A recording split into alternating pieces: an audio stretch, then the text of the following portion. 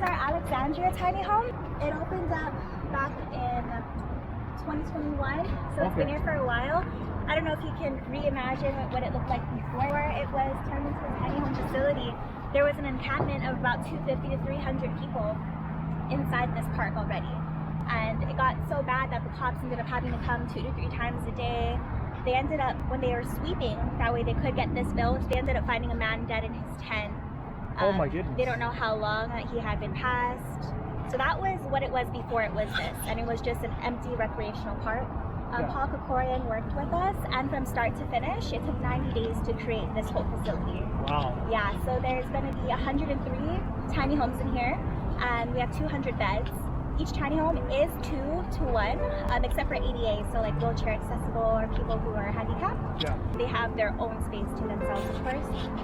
And then yeah, just communal living. You don't necessarily have to be clean to be here, but the golden rule is respect others, treat others the way you want to be treated. Yeah. That's kind of how it goes around here. Keep to yourself, type of vibe. And has it been open for 1 year now? Or how long has it been? It's been open for a year now. But our first tiny home was open in February. So I believe this was open in May 2021. So Chandler was in February and this was inside May.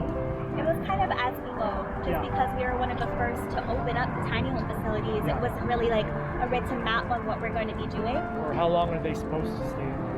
Typically, it's 9 months.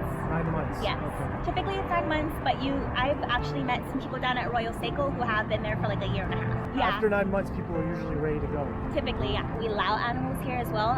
Small dogs and stuff. This is the dog run right here, actually. So you can like... People with pets come. Yeah, you can let your dog go out and use the bathroom. They're going to be the bathrooms and the showers. Right in here? Yeah. And they do get checked like every hour to an hour and a half. We make sure that everything is clean. We have laundry over here. And it's just community use as well. And then this is going to be all of our case managers.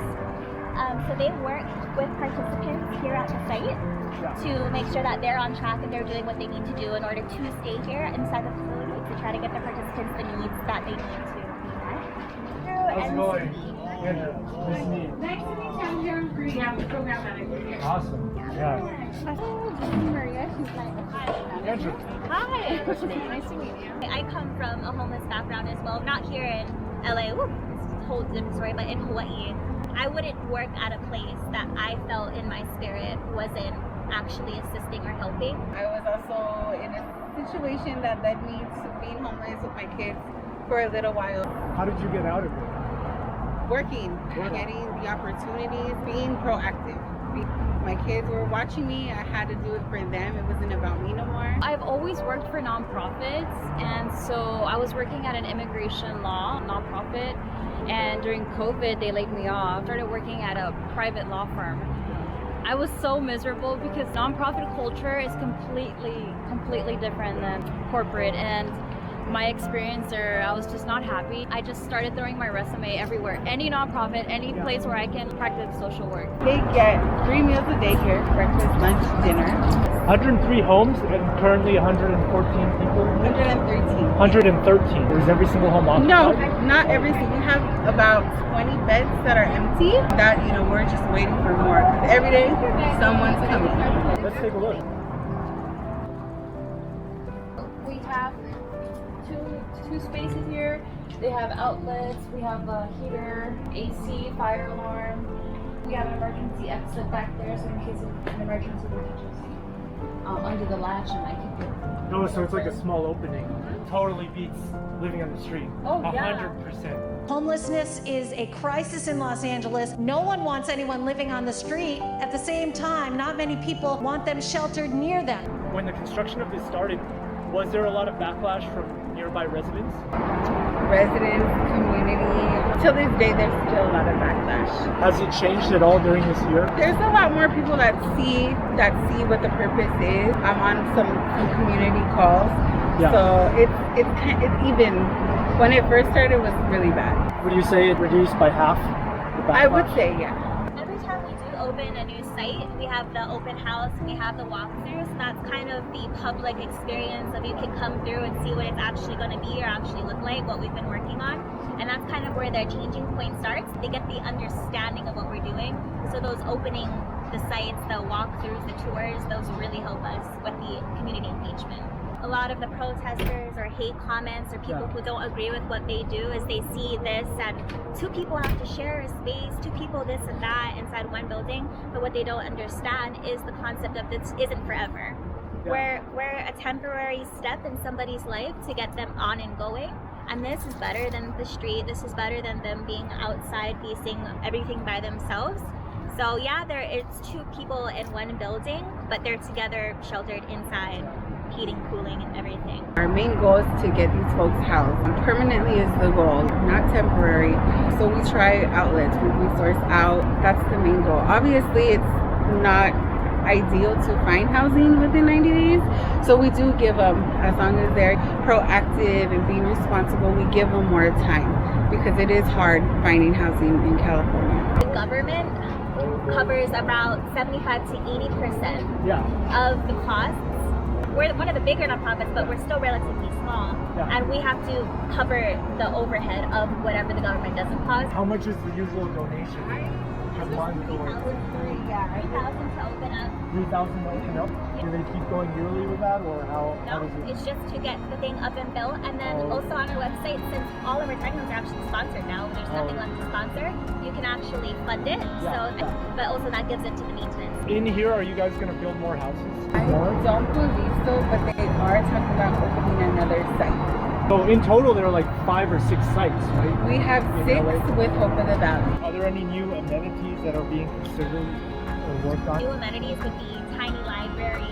We're trying to Tiny libraries are nice. We're looking into community gardens, tiny community gardens. And at Chandler, we just started community, and we're trying to get it to where we can do that at every site. What has been the distribution of successes, relapses, like approximately? At least 50 or 60%. 50 or 60%? That's a huge success. Whoever we've housed has stayed housed, and I've been here since February. Wow.